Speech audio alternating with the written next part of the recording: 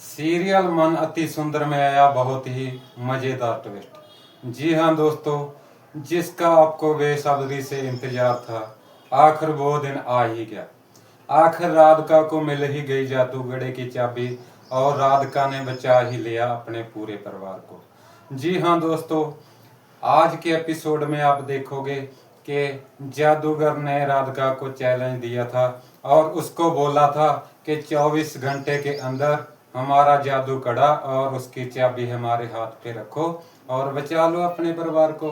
जी हाँ दोस्तों, राधिका पूरे घर में देखती है, पूरा घर उथल पुथल कर देती है, लेकिन राधिका को जादू कड़े की चाबी नहीं मिलती।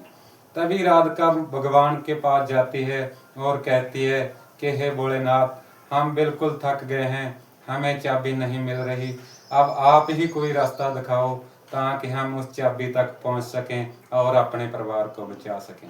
तभी राधिका देखती है कि मंदिर से एक चुनरी उड़कर जाती है जो दिव्यम के हाथ पर गिर जाती है, जो कि बर्फ का पुतला बना खड़ा हुआ था। राधिका उस चुनरी को लेने जाती है और जब वो देखती है कि चाबी तो दिव्यम जी के हाथ में है, राधिका उस चाबी को लेती है और जल्दी से जादूगर बाबा के हाथ में कड़ा और चाबी रख देती है और कहती है कि आपको आपका सामान मिल गया, अब जल्दी हमारे परिवार को ठीक करो। वो जादूगर कहता है कि ये तो मैं नहीं कर सकता। राधिका बहुत ही परेशान हो जाती है। जादूगर जल्दी से हाथ में अपना जादुई कड़ा पहनता है और गायब हो जाता है। तभी राधिका कहती है कि हे भोलेनाथ, अब हम क्या करें, कैसे बचाएं अपने परिवार को। तभी राधिका परिवार के ऊपर गंगा जल छिड़कती है और पूरे परिवार को कुमकुम का टिक्का भी लगाती है, लेकिन उससे कोई असर नहीं होता, कोई भी ठीक नहीं होता। तभी राधिका चिल्लाने लगती है और जादूगर को ताना मारती है और कहती है कि हे जादूगर, तुमने हमारे साथ फ्रॉड किया है, तुमने हमसे वादा किया था, अब तुम्हें हमने तुम्हारा सामान दे दिया, लेकिन तुम बहुत ही झूठे हो, तुम गायब हो गए हो, अब हम अपने परिवार को कैसे ठीक करेंगे। लेकिन तभी राधिका की आवाज़ जादूगर के दिमाग तक पहुंच जाती है। जादूगर सोचता है कि बाकी इस लड़की का मन तो अति सुंदर है, क्योंकि इसने मुझे करंट लगने से भी बचाया और इसकी सास ने इसे गायब किया था, लेकिन ये उसे भी बचाना चाहती है। तभी जादूगर आके कहता है कि मैं तुम्हारे परिवार को नहीं बचा सकता, लेकिन उन्हें बचाने का एक रास्ता जरूर बता सकता हूँ। तभी राधिका कहती है कि जल्दी से मैं परिवार को बचाने का रास्ता बताओ। तभी जादूगर कहता है कि मैं तुम्हें एक पहेली देता हूँ, अगर तुमने सूर्यास्त होने से पहले पहले उस पहेली का राज समझ लिया तो तुम्हारे परिवार को कुछ नहीं होगा।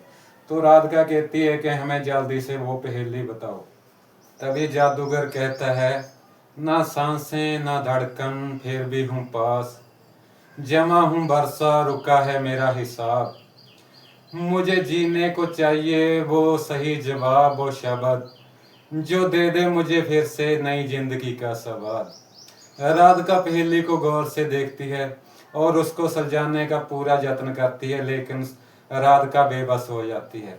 उसको लगता है कि हम कैसे बचाएं अपने परिवार को। राधिका दिव्यम जी के गले लग के रोने लगती है और उसको हक करती है। देखते ही देखते दिव्यम जी ठीक हो जाते हैं। राधिका और दिव्यम मिलकर पूरे परिवार को ठीक करने का यत्न करते हैं, लेकिन वो परिवार को ठीक नहीं कर पाते। तभी दिव्यम राधिका से पूछता है कि तुमने ऐसा क्या किया था कि मैं बिल्कुल ठीक हो गया।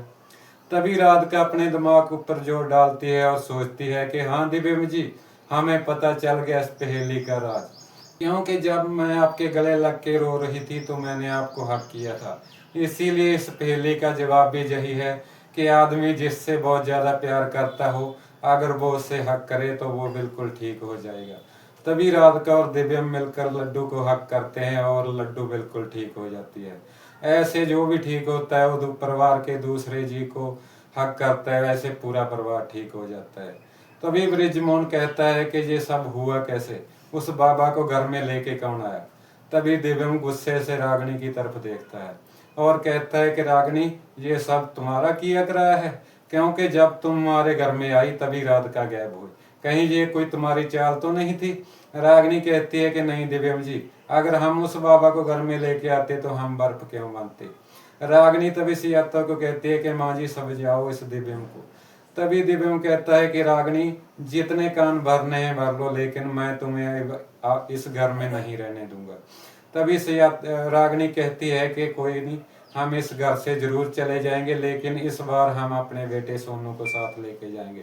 तभी सियाता सोनू को पकड़ती है और कहती है कि ये हमारे खानदान का खून है, इसे हम कहीं नहीं जाने देंगे। तभी दिव्यम गुस्से से भड़क उठता है और कहता है कि माँ, क्या सारा दिन तुम सोनू सोनू करती रहती हो? सोनू कोई हमारा खून नहीं है और ना ही सोनू हमारा बेटा है। दिव्यम की बात सुनकर सियाता को बहुत ही बड़ा झटका लगता है और सियाता बेहोश होकर गिर जाती है। सो आने वाले एपिसोड बहुत ही इंटरेस्टिंग होने वाले हैं। हमारी वीडियो के नए नए अपडेट के लिए हमारे चैनल को लाइक और हमारे चैनल को सब्सक्राइब जरूर कर लेना।